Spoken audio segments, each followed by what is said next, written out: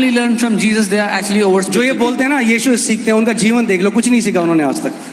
Those who say I only learn from Jesus, look at their life, they've learned nothing so far. वो घमंड है. That's just pride. हम एक दूसरे से सीखते हैं. We learn from one another. मैंने कहा हम एक दूसरे से सीखते हैं. I said we learn from one another. मैं अपनी बेटियों से सीखा हूँ, अपने बच्चों से सीखा. I have learned from my daughter, from my children. यहाँ बाइबल क्या कह रही है? अगर आपके पास ऐसे उदाहरण नहीं है मनुष्यों में जिनको आप उदाहरण, जिनके पीछे, जिनका उदाहरण को आप मतलब how should I say, you can imitate them. हाँ. If you don't have examples that you can copy, that you can imitate, right? आप sluggish हो जाओगे अपने faith में. ढीले पड़ जाओगे अपने विश्वास. You'll become sluggish in your. यानी आपके पास इंसानी ऐसे बंदे होने चाहिए जिनको आप देखो तो आपको प्रभु मैं भी ऐसा बनना चाहता हूँ. Which means you should have people in your life that when you look at them you say I want to be like that. बात. The Bible is telling us this. What is Bible? Imitate those. उनकी नकल करो. अनुकरण करो will be the right word. Yeah? Imitate those who through faith and patience inherit the promises. उनका अनुकरण करो जो विश्वास और धीरज के द्वारा प्रतिज्ञाओं के वारिस होते हैं. अब देखिए क्या होता है, आप देखते हैं कोई मसीह आज ब्लेस हो गया, वो बड़ी गाड़ी में आता है, प्रभु ने उसको ब्लेस किया, तो दूसरे मतलब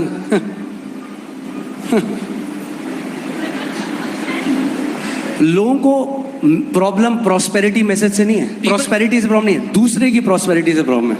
People don't have a problem with prosperity, they have a problem with other people's prosperity.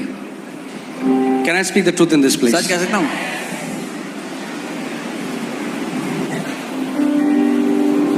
अगर कोई, देखिए दो तरह के रिस्पॉन्स है जब आप किसी मसीह को ब्लेस होते हुए देखते हो. When you see a believer getting blessed, या तो आप जलन में उनके विरोधी बन जाओगे, either you envy them, you, और आप जानते and you हैं विरोधी वही हैं जो आपसे जलते हैं. and only those people come against you who are jealous of you. वही आपका विरोध करते हैं जो आपसे जलन रखते हैं. Only those people who are jealous of you, they come against you. क्योंकि उनके साथ वो नहीं हुआ. Because it hasn't happened to them. तो क्या करते हैं? So what do they do? वो आपको कोशिश करते हैं बताने के लिए कि परमेश्वर ने नहीं किया इसके साथ. They try to justify that God has not done this to him. या एक गॉडली तरीका है. Or there is a godly way. अगर मैंने देखा कि पास्टर सामत के जीवन में कुछ ऐसा है जो परमेश्वर नहीं, I can go to him and I can say, can you teach me? आप क्या मुझे सिखा सकते हैं आपने क्या किया जो परमेश्वर ने आपके साथ ऐसा किया? जब आप उसका अनुकरण करोगे तो आपके साथ भी वैसा ही हो. If I saw something in someone's life, I can go and ask them, क्या आप मुझे सिखा सकते हो? What have you done that God has done in this in your life? या तो विरोधी बन जाओ, Either come against them, या तो अनुकरण करो, or you can imitate them. Amen. So okay, put there. So अब हम क्या कर रहे हैं? बाइबल कह रही है with faith and patience, put Hebrews 6:12. कुछ लोग ऐसे हैं जिन्होंने परमेश्वर की प्रतिज्ञाओं को पा लिया और उसका प्रकटीकरण है उनके जीवन में. The Bible is saying there are some people who have obtained the promises of God and they have a manifestation, demonstration of it. आपने देखा कोई व्यक्ति था जो कर्जे में था और प्रभु ने उसे कर्जे से बाहर निकाल दिया. उसके पास जाओ, पूछो भाई आपने क्या किया, क्योंकि आपको परमेश्वर ने क्या सिखाया, क्या आपने किया, मुझे सिखाओ. You saw a man who was under debts and he came out of debts. You should go and say, what did you do? What did the Lord teach you? I want to do that. Okay, 5 more minutes, then I'm closing. देखो ये मत बोलो.